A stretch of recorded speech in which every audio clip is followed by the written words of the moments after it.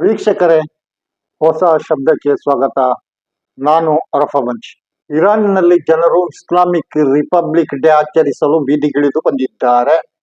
ನೀವು ನೋಡಿ ಅದರ ದೃಶ್ಯವನ್ನು ಅಲ್ಮಾಯದಿ ನೆಟ್ಟಿನಿಂದ ಪಡೆದುಕೊಂಡಿದ್ದೇವೆ. ಇರಾನಿಯರಿಗೆ ಯಾವ ಕಾರಣಕ್ಕೂ ಇಸ್ರೇಲ್ ಮತ್ತು ಅಮೆರಿಕಗಳು ನಡೆಸುವ ಬಾಂಬಿಂಗ್ನ ಹೆದರಿಕೆ ಇಲ್ಲ ಎನ್ನುವುದನ್ನು ಸಾಬೀತುಪಡಿಸಿದ್ದಾರೆ. ಅವರಿಗೆ ಸತ್ತರೆ ಪ್ರಶ್ನೆಯೇ ಅಲ್ಲ. ಟ್ರಂಪ್ ಎಷ್ಟು ಗುಡುಗಿದ್ರು, ಇಸ್ರೇಲ್ ಎಷ್ಟು ಬಾಂಬ್ ಹಾಕಿದ್ರು ಇರಾನಿನ ಜನರ ಆತ್ಮವಿಶ್ವಾಸವನ್ನು ಕದಡಲು ಸಾಧ್ಯವಿಲ್ಲ ಎನ್ನುವುದನ್ನು ಈ ಜನರ ಸಮೂಹ ಜಗತ್ತಿಗೆ ತೋರಿಸಿಕೊಡ್ತಾ ಇದೆ. ವೀಕ್ಷಕರೇ, ಇಷ್ಟರಲ್ಲೇ ಅಮೆರಿಕ ಇಸ್ರೇಲ್ಗಳ ದಾಳಿಯಲ್ಲಿ ಇರಾನಿನಲ್ಲಿ 2,000ಕ್ಕೂ ಹೆಚ್ಚು ಜನರು ಮೃತಪಟ್ಟಿದ್ದಾರೆ. ಅದು ಕೂಡ ಈ ಜನರಿಗೆ ಮುಖ್ಯವಾಗಿಲ್ಲ. ಮಾತ್ರವಲ್ಲ, ಅವರ ನಾಯಕರು ಕೂಡ ರಿಪಬ್ಲಿಕ್ ಡೇ ಆಚರಿಸಲು ಬೀದಿಗಿಳಿದು ಬಂದಿದ್ರು.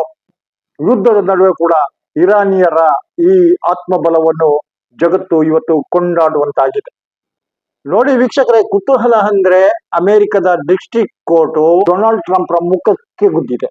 ವೈಟ್ ಹೌಸ್ ನ ಕಟ್ಟಡವೊಂದರ ಉಲ್ಟಾ ಪಲ್ಟಿಗೆ ಟ್ರಂಪ್ ಹೊರಟಿದ್ರು.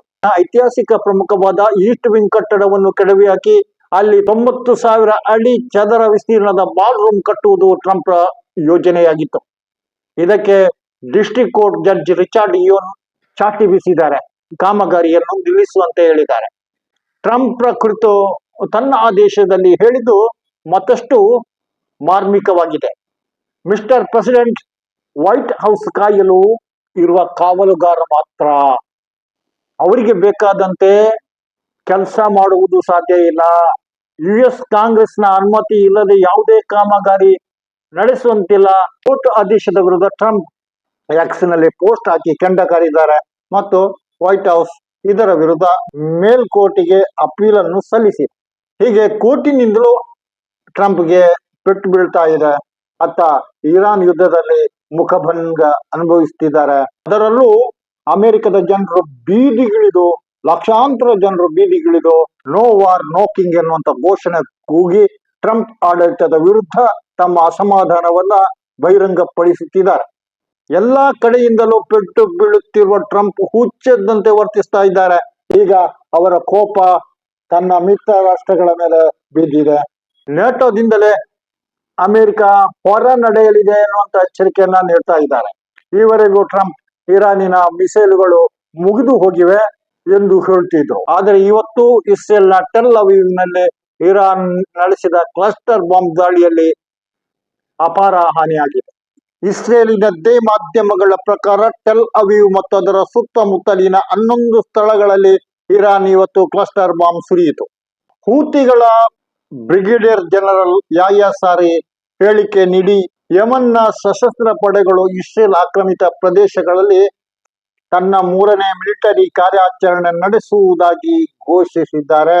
ಪ್ಯಾಲೆಸ್ತೀನಿನ ದಕ್ಷಿಣ ಭಾಗದಲ್ಲಿರುವ ಇಸ್ರೇಲ್ ಆಕ್ರಮಿತ ಸೂಕ್ಷ್ಮ ಗುರಿಗಳ ಮೇಲೆ ಬ್ಯಾಲಿಸ್ಟಿಕ್ ಮಿಸೈಲುಗಳನ್ನು ಹಾರಿ ಬಿಡಲಿದ್ದೇವೆ ಎಂದು ಯಾಹ್ಯಾ ಸಾರಿ ಹೇಳುತ್ತಿದ್ದಾರೆ. ಅವರು ತಮ್ಮ ಈ ಹೋರಾಟವನ್ನು ವಿಶ್ಲೇಷಿಸಿದ್ದು ಇರಾನ್, ಇರಾಕ್, ಲೆಬನಾನ್ ಮತ್ತು ಪ್ಯಾಲೆಸ್ತೀನ್ನ ಮಿತ್ರ ಸೈನಿಕರ ಪರವಾಗಿ ಧಾರ್ಮಿಕ, ನೈತಿಕ ಮತ್ತು ಮಾನವೀಯ ಕರ್ತವ್ಯವನ್ನು ನಾವು ನಿರ್ವಹಿಸ್ತಾ ಇದ್ದೇವೆ. ಒಂದು ಕಡೆ ನ್ಯಾಟೋದಿಂದಲೇ ಹೊರಗೆ ಬರುತ್ತೇನೆ ಎನ್ನುವ ಟ್ರಂಪ್ ಯುಕ್ರೇನ್ನ ಮೇಲೆ ಕೆಂಡ ಕಾರಿದ್ದಾರೆ.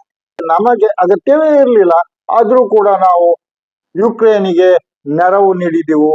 ಅವರೀಗ ಇರಾನಿನ ಕೈಯಿಂದ ಹುರ್ಮುಸ್ ಜಲಸಂಧಿಯನ್ನು ಬಿಡಿಸಲು ಸಹಕರಿಸ್ತಾ ಇಲ್ಲ ಎಂದು ಟ್ರಂಪ್ ರೊಚ್ಚಿಗೆದ್ದಿದ್ದಾರೆ. ಅಮೆರಿಕದ ಪರಮ ಮಿತ್ರ ಬ್ರಿಟನ್ನ ಪ್ರಧಾನಿ ಕೀರ್ ಸ್ಟೀಮರ್ ಅನ್ನು ಕೂಡ ಟ್ರಂಪ್ ಟೀಕಿಸುತ್ತಿದ್ದಾರೆ. ಬ್ರಿಟನ್ಗೆ ಬಲಿಷ್ಠವಾದ ನೌಕಾ ಪಡೆಯೇ ಇಲ್ಲ, ಅದು ದುರ್ಬಲ ಎಂದು ಅವರು ಹೇಳ್ತಾ ಇದ್ದಾರೆ. ಯಾರಿಗೆಲ್ಲ ತೈಲ ಬೇಕೋ ಅವರು ಸೀದಾ ಹುರ್ಮುಜ್ಗೆ ಹೋಗಿ ತೆಗೆದುಕೊಂಡು ಬನ್ನಿ, 2 ವಾರದೊಳಗೆ ಯುದ್ಧ ನಿಲ್ಲಿಸ್ತೇವೆ ಎಂದು ಟ್ರಂಪ್ ಇನ್ನೊಂದು ಕಡೆ ಹೇಳ್ತಾ ಇದ್ದಾರೆ.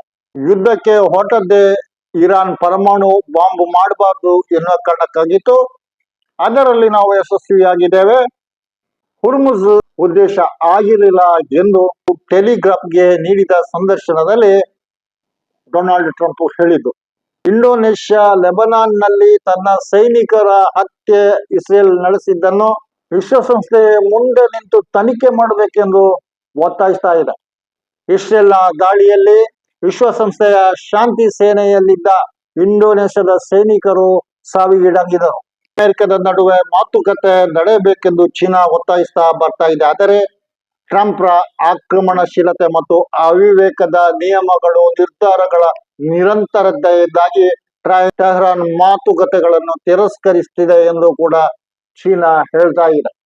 ಇರಾನ್ ಅನ್ನು ಬೆನ್ನಟ್ಟಿ ಅದುಮಿಡುವ ಇಸ್ರೇಲ್ ಮತ್ತು ಅಮೆರಿಕದ ಪ್ರಯತ್ನ ನಿರುಪಾಲಾಗಿರುವುದು ಆ ದೈತ್ಯ ಶಕ್ತಿಗಳ ದೌರ್ಬಲ್ಯವನ್ನ ತೋರಿಸ್ತಾ ಇದೆ. ವೀಕ್ಷಕರೇ, ಈ ಹೊತ್ತಿನ ಚರ್ಚೆ ಇಷ್ಟೇ.